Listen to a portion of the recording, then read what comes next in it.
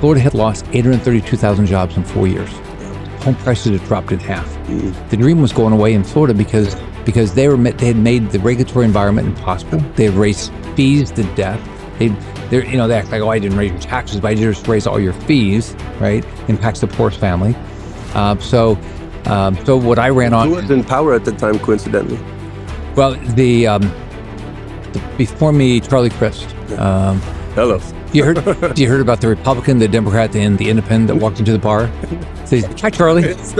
He's been everything.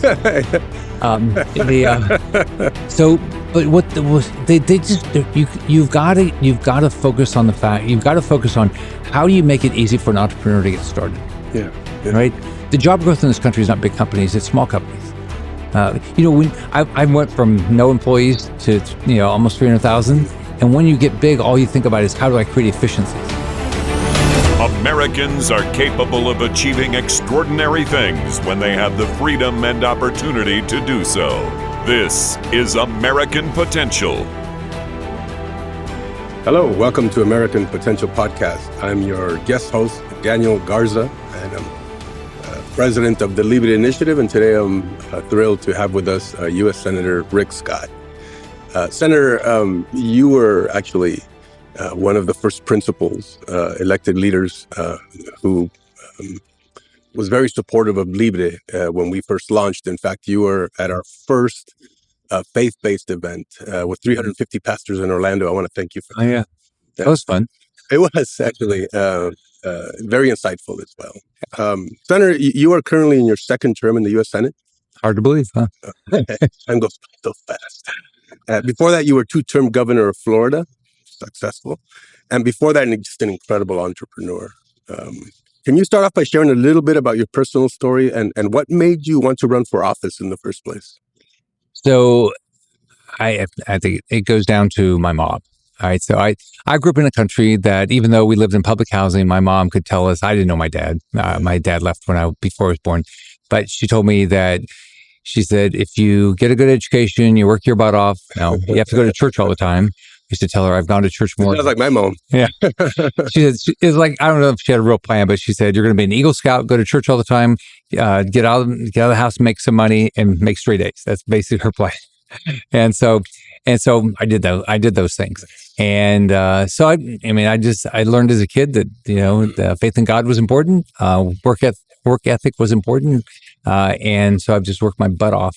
I married a wonderful person. I did everything wrong and it all worked out. I joined the Navy at 18. My dad told me he was in the Army, how bad the Germans, the foxholes of food was. So I thought the Navy would be a better deal. I got married at 19. My wife clearly married me for my money. I was making $334 a month. And our apartment cost $250. But it all worked out. I started, my first business was a donut shop. Eventually built the largest hospital company. When I was 40, I owed $10 billion and I had almost 300,000 employees. So, but it all worked out. And I did a bunch of manufacturing companies. Yeah. And then I ran for governor because, the Florida economy was horrible. I think the most important thing you can do for somebody is get them a job. I agree 100%. Job. Yeah, I think one of the most important statistics as far as I'm concerned is that 85% of America's millionaires are self-made. Yeah. Right? They didn't inherit it. It wasn't given to them. They had to, work hard. And that's the American dream, right? And so many Latinos believe in the American dream. In fact, 80% of Latinos believe in the American dream, but are also worried that it's just getting harder to achieve the American dream. To the adage of anybody with nothing from anywhere can achieve anything in America has to be true to us, right? What does the American? Why I ran in 2010. I love that. I mean, I think that should still be the focus, right? What does the American dream mean to you, and why do you think people feel it's getting harder to achieve, though? First off, do you realize that 70% of inherited wealth is lost within 5 years? Unbelievable. And that's why, if you don't grow up making the money and figuring it out on your own, you don't keep it, you don't value it, things like that. So I think our government has made it difficult for us. Here. When I bought my first business, the donut shop, I actually don't remember getting a permit. I remember having to get a permit. Why would government be better at figuring something out than the customer? But that's how they act. So now, man, it costs too much money to get a permit, and you have to get permits from everybody. You can't, and so then the fees, they feed it as. So if you don't have any money, how do you get started? So that's why I ran in 2010. I ran in 2010 for governor of Florida because people forget. Here's what people forget about Florida. How many people do you think moved into Florida in 2010? Or people moved out? Florida had lost 832,000 jobs in 4 years. Wow. Home prices had dropped in half. The dream was going away in Florida because they had made the regulatory environment impossible. They had raised fees to death. They act like, oh, I didn't raise your taxes, but I just raised all your fees, right? Impacts the poorest family. So what I ran on. Who was in power at the time, coincidentally? Well, the before me, Charlie Crist. Hello. You heard about the Republican, the Democrat, and the Independent that walked into the bar? Says, hi, Charlie. He's been everything. But what was they just you've got to focus on the fact. You've got to focus on how do you make it easy for an entrepreneur to get started. Yeah. Right.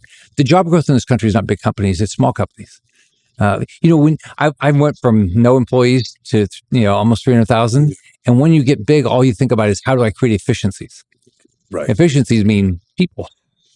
Well, absolutely, right. And isn't that the role of government to sort of just set the table, get out of the way, environment, and then get out of the way and watch people let me figure it out. Yeah, let them figure it out. That's exactly. I always tell people I love my mom. I hate being told what to do.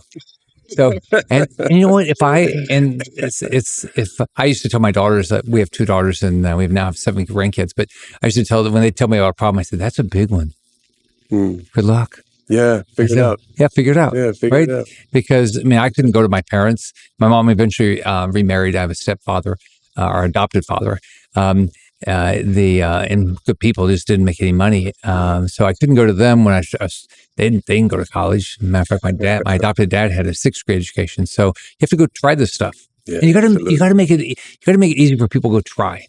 Yeah, absolutely. And look, of all the U.S. senators, you are one of the few that does have a business background, but also knows a thing or two about balancing a budget, right? Recently, the One Big Beautiful Bill Act was passed. And in what ways do you see the bill unleashing the private sector, growing the economy? So first off, if you don't balance a budget, here's what's going to happen. You balance your budget. Every family has to balance their budget. Right. Unfortunately, your government doesn't. Do you realize that in Florida, for 20 straight years before I became governor, they didn't balance their budget? This idea that states have to balance their budget. I didn't know you can get away with that. They just go borrow money. Huh. Florida was going into debt going into default on their debt the day I got elected, and I balanced the budget.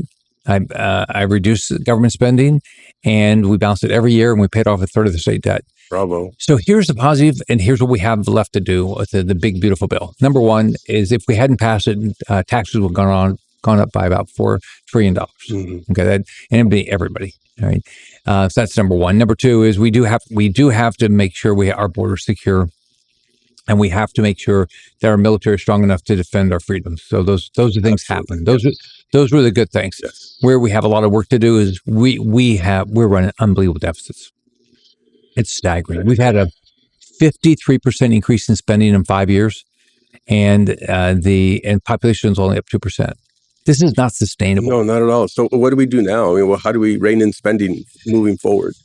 The only way is you've got to elect people that. Well, one thing, elect people that care about the budget, okay, and elect people that actually have balanced the budget. So there's very few people actually in government that have ever balanced the budget, because what they did was they just, governors just borrowed more money, and up here they haven't balanced the budget since Bill Clinton. Right, and it was a Republican-led Congress at the time. Right, and what happened was, Newt Gingrich led the effort to balance the budget, and it unleashed unbelievable prosperity. If we don't balance the budget, interest rates are not coming down. Yeah. Right now, everybody's complaining about interest rates being high. They're not coming down. We have to refinance $9.2 trillion worth of treasuries in the next 12 months and get everybody in our country to buy another $2.5 trillion. Coincidentally, that's our tagline: limited government, unlimited opportunities. Yep. If you rein in government, if you stop the spending, if you stop them from imposing so many rules and regulations and statutes, I've always believed that every rule, every statute, every law, every amendment is meant to control your behavior.